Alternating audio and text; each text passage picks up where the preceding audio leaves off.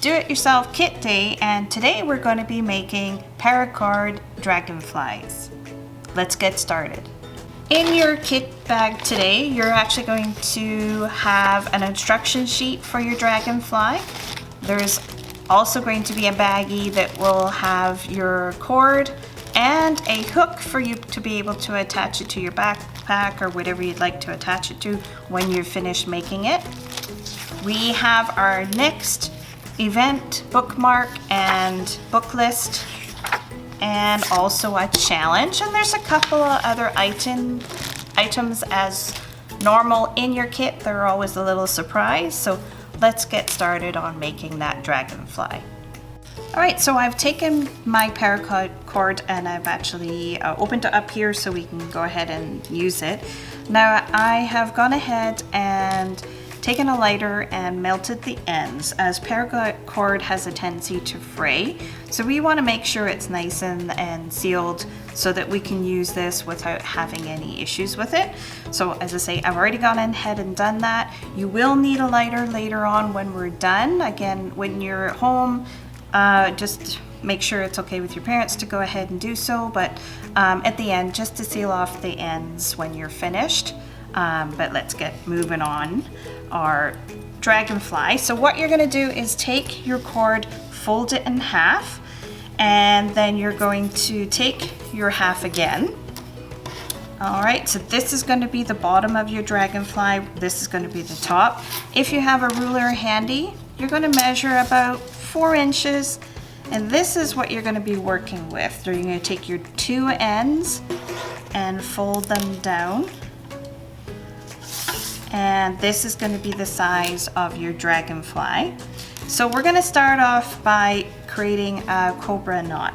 So our first cobra knot that we're going to do, which is also mentioned on your instruction sheet that you came and shows you how to do that. We're going to start with the eyes. So our first cobra knot is going to be really loose. So I'm going to try and quickly do this one for you.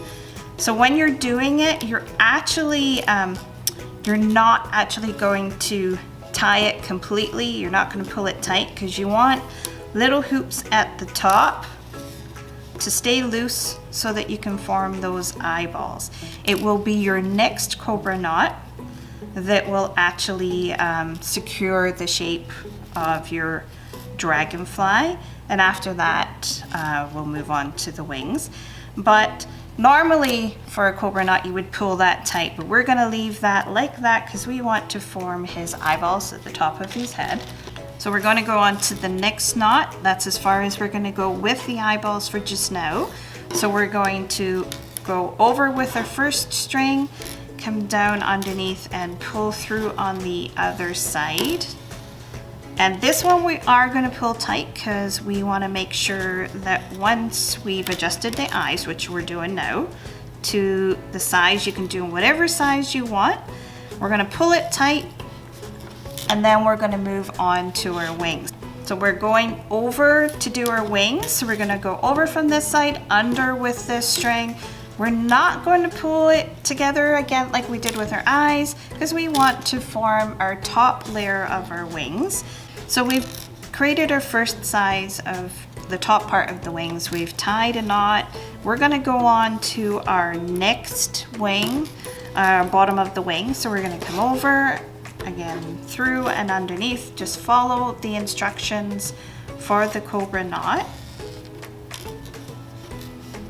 Okay, we're going to leave this one loose again because we're forming the bottom, and then our next one is going to be tight. So we're going to go over, through, and this is where it's going to be tight. But what we're also going to do is push it up, form our however big you want it to be. Push it up as high as we can, and then we're going to move on. We're probably going to do 3 more cobra knots down, stop around about there to create our tails, and then we'll go from there.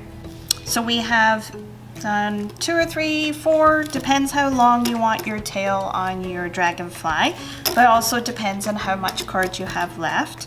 We're going to finish off when you're happy by just cutting off your end of your cords.